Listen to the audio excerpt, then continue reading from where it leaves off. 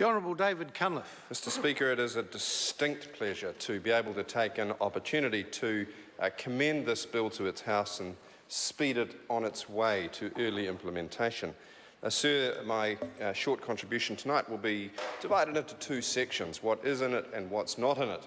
Let's start with what's not in it. Nuke Karako's bill is not in it, sir. The bill that has taken up hours and hours of House time to achieve the unbelievable feat of changing the way that, or at least empowering, airports to change the way they advertise lost luggage from a classified ad to an internet. At least, sir, it wasn't going the other way and going from the internet to a classified ad, because that would be perhaps even more wasteful than what we've seen in this House. Why has it become an emblem, sir? It's become an emblem of a third-term government. A government that is tired, a government that is out of touch, that is not focused on the issues that matter to New Zealanders. And sir, I see you waving your hand. You're probably feeling what every New Zealander is feeling. Why on earth is Parliament talking about lost luggage? The shrill sound of the Lesser Canterbury Banshee. Isn't it lovely? Sir, the other bill that is not in this, that is not repealed by this, that should have been, was the Litter Increased Infringement Fee Amendment Bill by the distinguished former Mayor of Palmerston North, Mr John O'Naylor, which, drawing upon his years of experience at the pinnacle of local government, has drawn the time of the House to raise the litter infringement fee from $400 to $1,000, based, no doubt, on the average hourly rate of the average national backbencher. Fair enough, sir. So what is in this bill? As one thumbs through its many pages, and who can argue with the objective, sir, of extinguishing redundant legislation, terminating redundant members. We're not looking in any particular direction, but terminating things which have no longer got a useful life in Parliament, sir. As we thumb through the pages, this is the Newcombe Bill for old laws. And it's appropriate that Mr Karako is here to bless its passage, because he has become an icon of legislative redundancy. An icon, sir, of legislative redundancy. What goodies do we find in the annals of this tome? Well, I think it's appropriate that we first turn our attention to the detail of Part 10, Mr Speaker. This will no doubt be a great relief to you, because in this stage of the day you will be wanting specificity in the contribution. You're not bringing me into this here. Carry on. Part 10, the Fisheries Act 1996. Section 45 amends Section 186A, the temporary closure of fishing areas or restriction on fishing methods, and it replaces that section with a section which says that it may be enforced for a period of not more than 2 years, and unless sooner revoked, is revoked at the end of that period, and is followed, sir, by clause 47, which says that in Section 1973A, replace not exceeding $1,000 for any 1 year with at a rate determined by the Chief Executive. What is clear, and sir, your office has today quite rightly given this House 2 hours earlier to debate it, is that a rate determined by the Chief Executive of the Ministry of Primary Industries Fisheries Division is precisely zero, because they are no longer in the business of enforcing the law in respect of fisheries, and in particular bycatch. They have had solid evidence of fish dumping, and they have at the highest levels made a conscious decision, despite advice that it would be sufficient for a prosecution, to ignore it and let the culprits away scot-free. And as my good colleague Kelvin Davis said earlier in the day, that matters to the average Kiwi fisher, because the same government is blaming recreational fishers for the depletion of fish stocks, which is actually being done by commercial players who aren't accurately reporting their bycatch because they've illegally dumped it. Which brings us back to this bill, To the bill, Mr. yes. Speaker. Let's do that. Because in clause 47, the words "at a rate determined by the Chief Executive" reveal the agenda of this government. There will be no penalties because it's a happy hunting ground now for illegal fishing. What a load of rubbish, as the members opposite have said. It is a load of rubbish. It's actually a crime, and it should be prosecuted.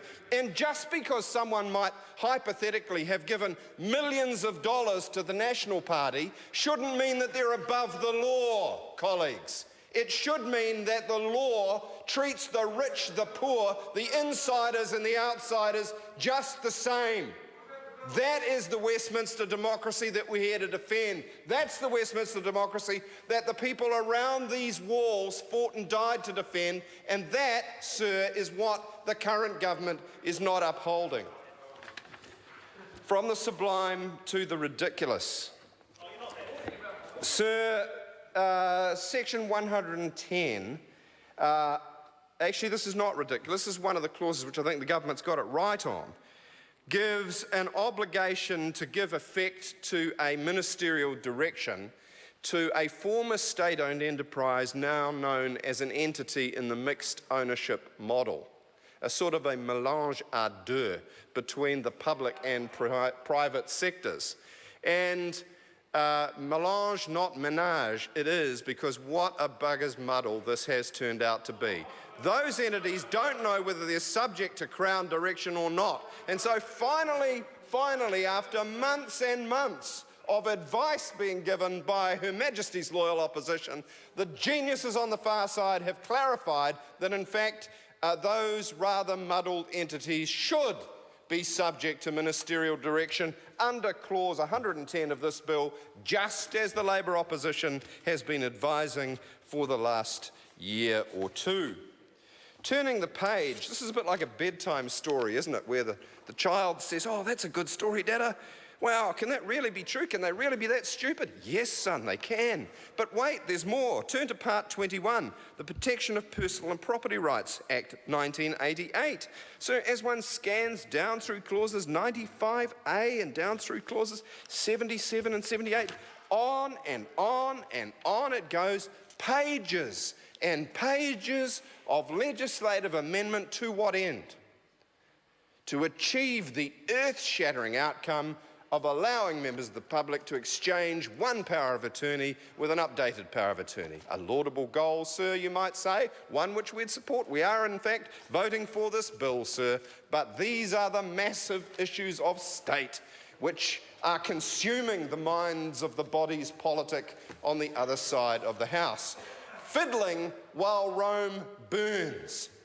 Incrementalising while New Zealand slips further and further behind its colleagues in the OECD pack. And here's our last bill, Mr. Speaker, that we debated was the Agricultural Compounds Bill. Let's put this in the language that farmers will understand. 4 cents in the dollar for milk at the farm gate relative to the consumer price.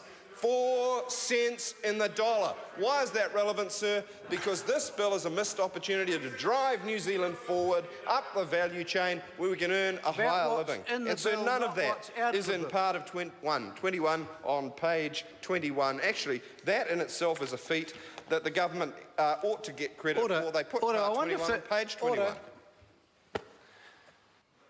The member's talking about page 21 of the bill, and my last page is page 14. So I've been struggling to find the relevancy of the various clauses. He talked about a clause 47, there isn't one. He talked about a clause 120, something like that, there isn't one there either. So I'm pleased to see that there's only a minute 6 left, and I really hope that in the last minute 6 that he makes it relevant to the matter under discussion. Mr. Speaker, that timely interjection is really a dagger thrust at the heart of New Zealand's democracy, because one of 3 things can have happened. Either, sir, the chair has a different version of the bill to members of this House, which would be a travesty of our democratic tradition, or yours is single-spaced and mine is double-spaced, which is the most hoped-for explanation. Or possibly that my executive assistant has in fact inserted the Statutes Amendment Bill rather than the Statutes Repeal Bill. I think that's probably it. You're in the wrong place on the wrong day with the wrong Which bill. might happily conclude my contribution. Well, I hope that's relevant. I hope that timely interruption by the Speaker is relevant enough to make page 2 of the Dominion tomorrow. Mark